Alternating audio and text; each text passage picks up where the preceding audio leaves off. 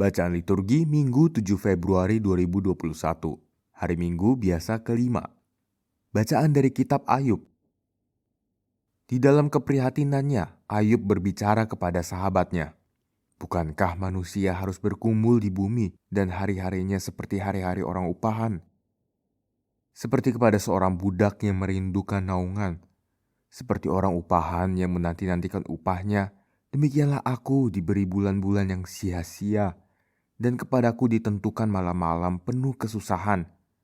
Bila aku pergi tidur, maka yang kupikirkan, bilakah aku akan bangun? Tetapi malam merentang panjang dan aku dicekam oleh kegelisahan sampai dini hari. Hari-hariku berlalu lebih cepat daripada torak dan berakhir tanpa harapan. Ingatlah bahwa hidupku hanya hembusan nafas. Mataku tidak akan lagi melihat yang baik." Demikianlah sabda Tuhan. Syukur kepada Allah. Mazmur tanggapan. Pujilah Tuhan yang menyembuhkan orang-orang yang patah hati. Pujilah Tuhan yang menyembuhkan orang-orang yang patah hati.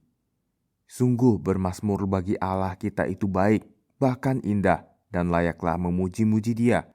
Tuhan membangun Yerusalem, Ia menghimpun orang-orang Israel yang tercerai-berai. Pujilah Tuhan yang menyembuhkan orang-orang yang patah hati.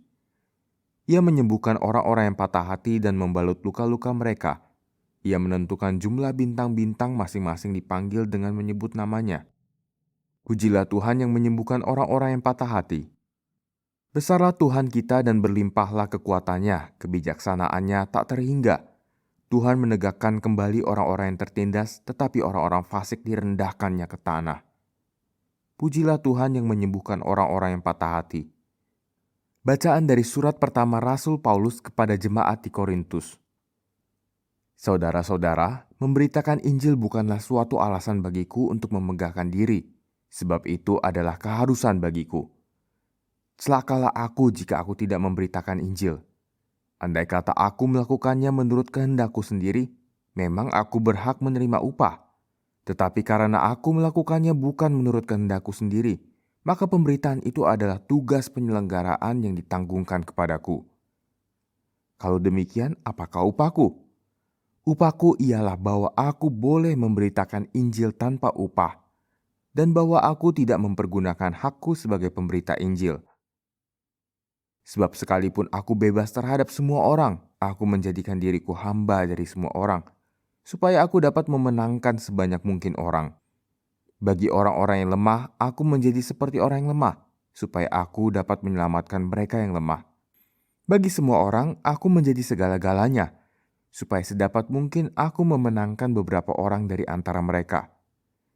Segala-galanya itu aku lakukan demi Injil, agar aku mendapat bagian dalamnya.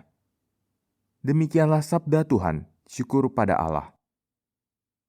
Haleluya, haleluya.